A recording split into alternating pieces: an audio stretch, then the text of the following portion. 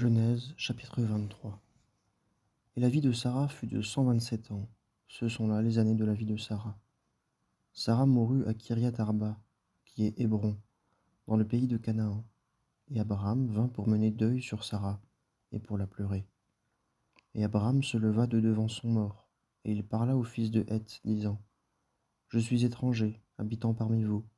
Donnez-moi la possession d'un sépulcre parmi vous, et j'enterrerai mon mort de devant moi. Et les fils de Heth répondirent à Abraham, lui disant : Écoute-nous, mon Seigneur, tu es un prince de Dieu au milieu de nous. Enterre ton mort dans le meilleur de nos sépulcres. Aucun de nous ne te refusera son sépulcre pour y enterrer ton mort.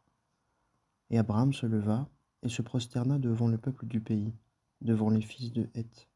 Et il leur parla, disant : Si c'est votre volonté que j'enterre mon mort de devant moi, écoutez-moi, et intercédez pour moi auprès d'Éphron, fils de Tsokhar, afin qu'il me donne la caverne de Macpéla, qui est à lui, qui est au bout de son champ, qu'il me la donne au milieu de vous pour sa pleine faveur, afin que je la possède comme sépulcre. Or Éphron habitait parmi les fils de Heth. Et Éphron le Héthien répondit à Abraham, aux oreilles des fils de Heth, devant tous ceux qui entraient par la porte de sa ville, disant : Non, mon Seigneur, écoute-moi. Je te donne le champ et la caverne qui s'y trouve. Je te la donne. Je te la donne aux yeux des fils de mon peuple. Enterre ton mort. Et Abraham se prosterna devant le peuple du pays. Et il parla à Éphron, aux oreilles du peuple du pays, disant : Si pourtant tu voulais bien m'écouter, je donne l'argent du champ, prends-le de moi, et j'y enterrerai mon mort. Et Éphron répondit à Abraham, lui disant : Mon Seigneur, écoute-moi.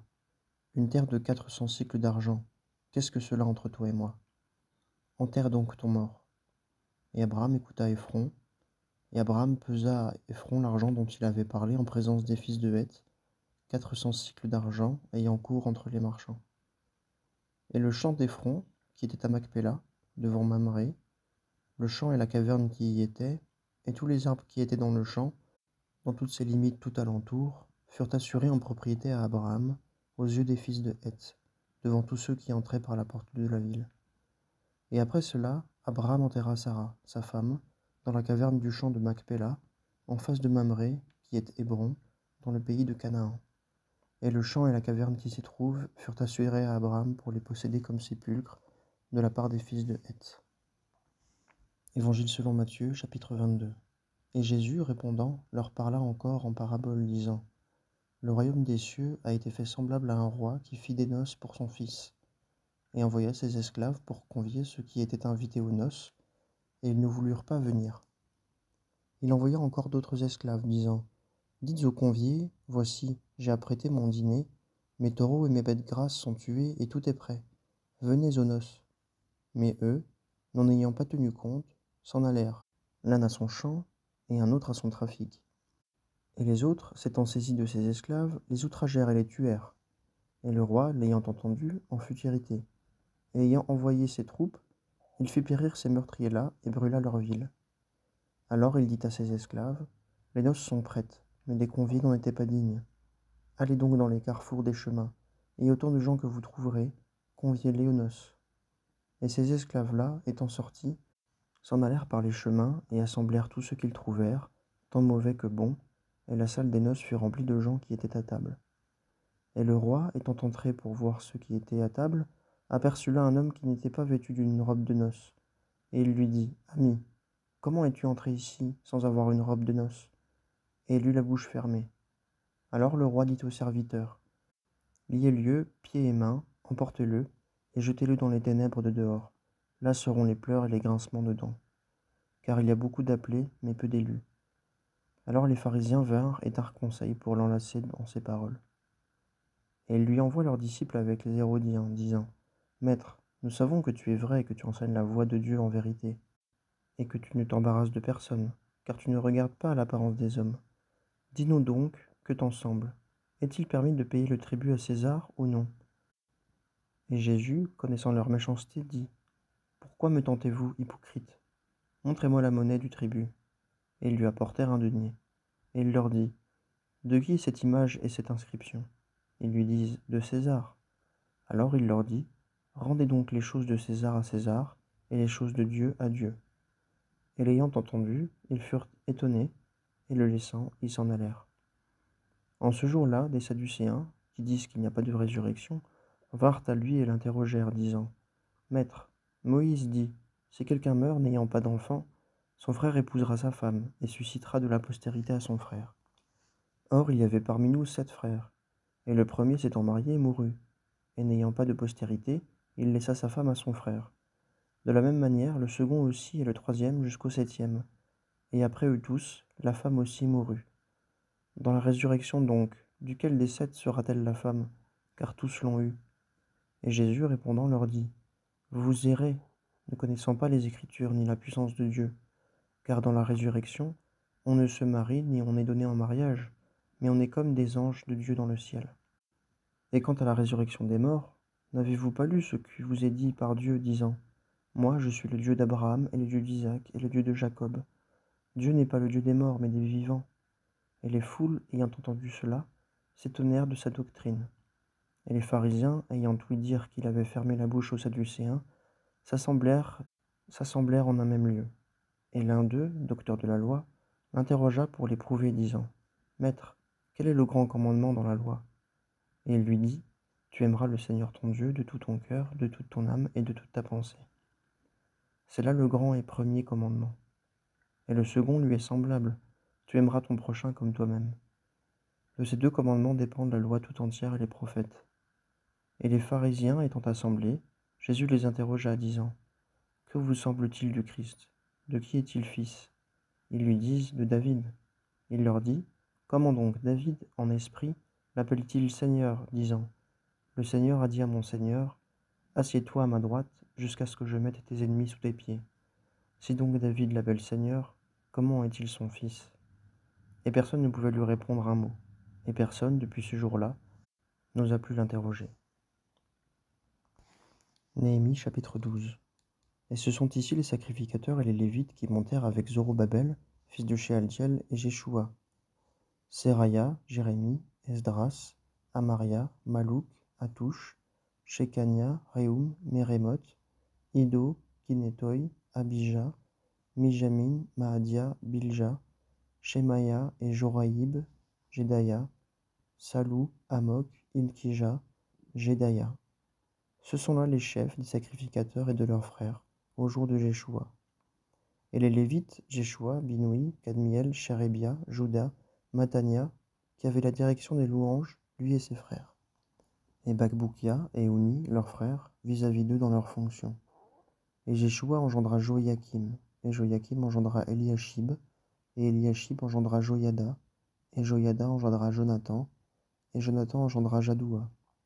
Et au jour de Joyakim étaient sacrificateurs, chefs des pères, de Seraya, Meraya, de Jérémie, Anania, d'Esdras, Meshulam, d'Amaria, Jokanan, de Melouki, Jonathan, de Shebania, Joseph, de Harim, Adna, de Merayot, Elkaï, d'Ido, Zacharie, de Guinéton, Meshulam, d'Abijah, Zikri, de Minjamin et Moadia, Piltaï, de Bilga, Shamoua, de Shemaya, Jonathan, et de Joyarib, Matnaï, de Jedaya, Uzi, de Salai, Kalaï, d'Amok, Héber, de Ilkija, Achabia, de Jedaya, Nethénaël.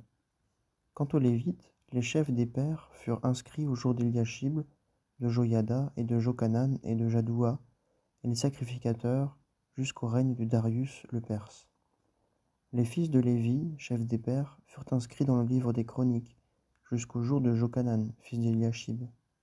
Et les chefs des Lévites, Achabia, Chérébia et Jéshua, fils de Kadmiel, et leurs frères vis-à-vis d'eux, pour louer et pour rendre grâce selon le commandement de David, homme de Dieu, les uns en fonction à côté des autres.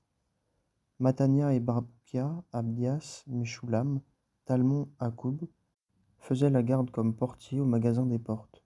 Ceux-ci vivaient au jour de Joyakim, fils de Jéshua, fils de Jotsadak, et au jour de Néhémie, le gouverneur, et d'Esdras, le sacrificateur, le scribe. Et lors de la dédicace de la muraille de Jérusalem, on envoya quérir les Lévites de tous leurs lieux d'habitation pour les amener à Jérusalem, pour faire la dédicace avec joie, avec des louanges et des chants, avec des cymbales, des luttes et des harpes. Et les fils des chantres s'assemblèrent, tant de la plaine du Jourdain, des environs de Jérusalem, que des hameaux de Nétopathite, et de la maison de Gilgal, et des campagnes de Géba et d'Azmévet, car les chantres s'étaient bâtis des hameaux dans les environs de Jérusalem. Et les sacrificateurs et les Lévites se purifièrent, et ils purifièrent le peuple, et les portes et la muraille, et je fis monter les chefs de Juda sur la muraille.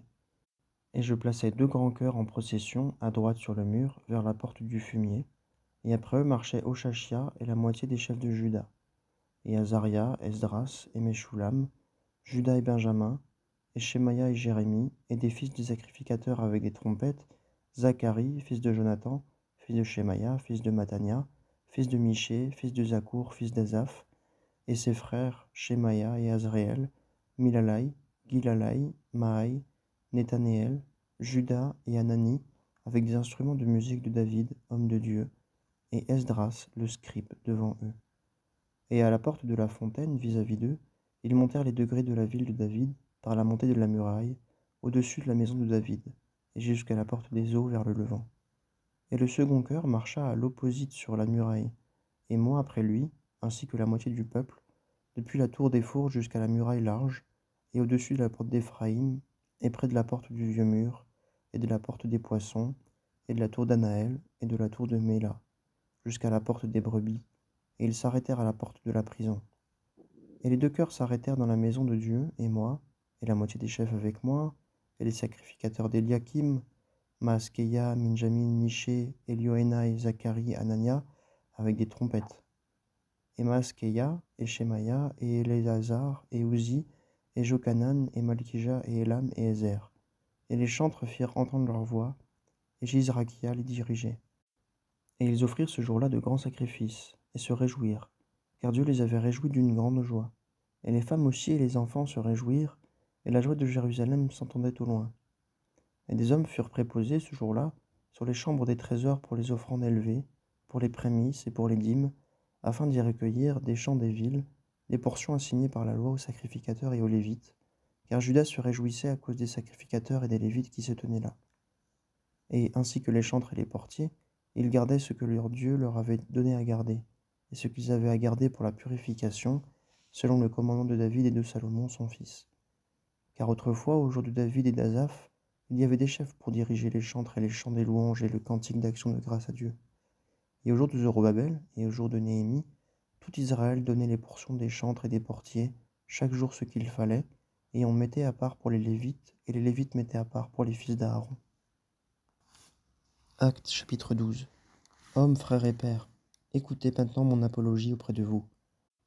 Et quand ils entendirent qu'il leur parlait en langue hébraïque, ils firent silence encore plus, et il dit : Je suis juif, né à Tars de Cilicie, mais élevé dans cette ville-ci, et instruit au pied de Gamaliel, selon l'exactitude de la loi de nos pères, étant zélé pour Dieu, comme vous l'êtes tous aujourd'hui. Et j'ai persécuté cette voie jusqu'à la mort, liant les hommes et les femmes, et les livrant pour être mis en prison, comme le souverain sacrificateur même m'en est témoin. Et tout le corps des anciens, desquels aussi ayant reçu des lettres pour les frères, j'allais à Damas, afin d'amener liés à Jérusalem ceux aussi qui se trouvaient là, pour qu'ils fussent punis. Et il m'arriva, comme j'étais en chemin et que j'approchais de Damas, que vers midi, tout à coup, une grande lumière venant du ciel brilla comme un éclair autour de moi. Et je tombai sur le sol, et j'entendis une voix qui me disait : Saul, Saul, pourquoi me persécutes-tu ? Et moi je répondis : Qui es-tu, Seigneur ? Et il me dit : Je suis Jésus le Nazaréen que tu persécutes. Et ceux qui étaient avec moi virent la lumière, et ils furent saisis de crainte. Mais ils n'entendirent pas la voix de celui qui me parlait. Et je dis : Que dois-je faire, Seigneur ? Et le Seigneur me dit : Lève-toi et va à Damas, et là on te parlera de toutes les choses qu'il t'est ordonné de faire. Et comme je n'y voyais pas, à cause de la gloire de cette lumière, j'arrivai à Damas, ceux qui étaient avec moi me conduisaient par la main. Et un certain Ananias, homme pieux selon la loi, et qui avait un bon témoignage de tous les Juifs qui demeuraient là, venant vers moi et se tenant là, me dit : Saul, frère, recouvre la vue. Et sur l'heure, levant les yeux, moi je le vis. Et il dit : Le Dieu de nos pères t'a choisi d'avance pour connaître sa volonté, et pour voir le juste, et entendre une voix de sa bouche, car tu lui seras témoin auprès de tous les hommes des choses que tu as vues et entendues. Et maintenant, que tardes-tu ? Lève-toi et sois baptisé, et te lave de tes péchés, invoquant son nom. Or, quand je fus de retour à Jérusalem, comme je priais dans le temple, il m'arriva d'être en extase et de le voir, me disant: hâte-toi et sors au plus tôt de Jérusalem, parce qu'ils ne recevront pas ton témoignage à mon égard. Et moi je dis: Seigneur, ils savent que je mettais en prison et que je battais dans les synagogues ceux qui croient en toi. Et lorsque le sang d'Étienne ton témoin fut répandu, moi-même aussi j'étais présent et consentant, et je gardais les vêtements de ceux qui le tuaient. Et il me dit: Va, car je t'enverrai au loin vers les nations. Et ils l'écoutèrent jusqu'à ce mot, et ils élevèrent leur voix, disant: ôte de la terre un pareil homme, car il n'aurait pas dû vivre. Et comme ils poussaient des cris et jetaient leurs vêtements et lançaient de la poussière en l'air, le chiliarque donna l'ordre de le conduire à la forteresse, disant qu'on le mît à la question par le fouet, afin d'apprendre pour quel sujet il criait ainsi contre lui. Mais quand ils l'eurent fait étendre avec les courroies, Paul dit au centurion qui était près de lui: vous est-il permis de fouetter un homme qui est romain et qui n'est pas condamné?